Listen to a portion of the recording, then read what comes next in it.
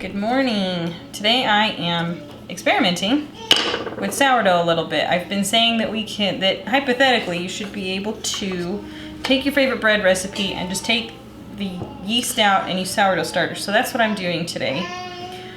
So we'll see how it goes. I have 3 cups of white bread flour. Use all-purpose flour. You can use some wheat flour, whatever you have. To this, I'm putting a teaspoon of salt. And then give that a quick stir. I have about 1 cup of water to start with. We might need more. To this, I'm going to add about a cup of my starter. This is what it looks like this morning. I don't know how best to see this without dumping it out. I don't know. Guess we'll see. Anyway, I fed it yesterday, and it's been sitting out all night long. So I'm doing a cup. This is just kind of go with what you feel like. If you want a stronger flavor, use less starter and let it rise longer. And then I'm also, since this is my regular bread recipe, going to add a little bit of sugar and a little bit of oil. About 1 tablespoon of each. I'm going to mix this. We want to get the starter at least mostly mixed in, and we want to make sure that the sugar is dissolved. Here we go.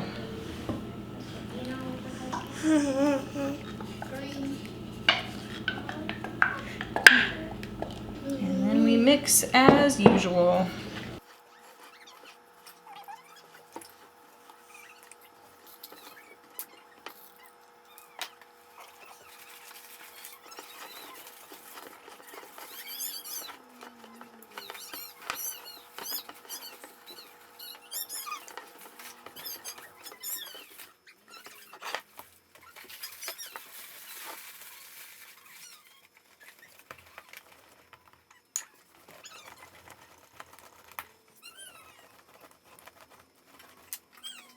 Okay, so we are looking for, if you watched my last one, the same thing, soft and elastic and smooth. This can take anywhere from like 6 to 10 minutes or so, depending on how you're kneading your dough. You can do this in the mixer with your dough hook. Keep it on low until all of your flour has been incorporated, and then bump it up to speed 2 and let it go for about 6 or 7 minutes. It should clear the sides of your bowl, but stick to the bottom. All right, that's looking good. You can see it's nice and smooth. It stretches. So,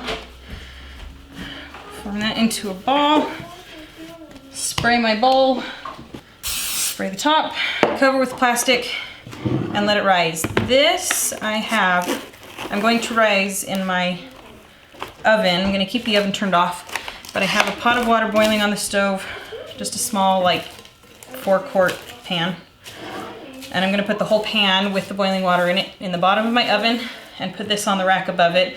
It should only take an hour and a half to 2 hours, maybe 3, depending on the starter.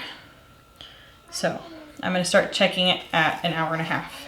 All right, so my dough is doubled in size. That's what you're looking for when rising. This was about 2 hours in my oven.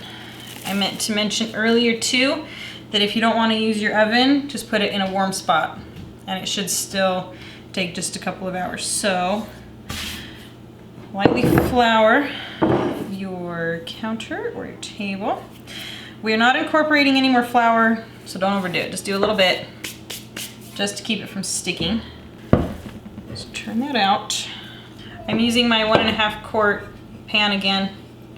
It has been greased with my pan spray, so we're just gonna shape this and put it in. That is really soft. That feels really good. So popping just these larger air bubbles that are on the surface here, just so they don't get too big in the oven. As always, seam side down. Kind of tuck your edges in a little bit. One more quick check for air bubbles on the surface. Spray it, cover it. I'm gonna let it rise again. This probably will only take about an hour.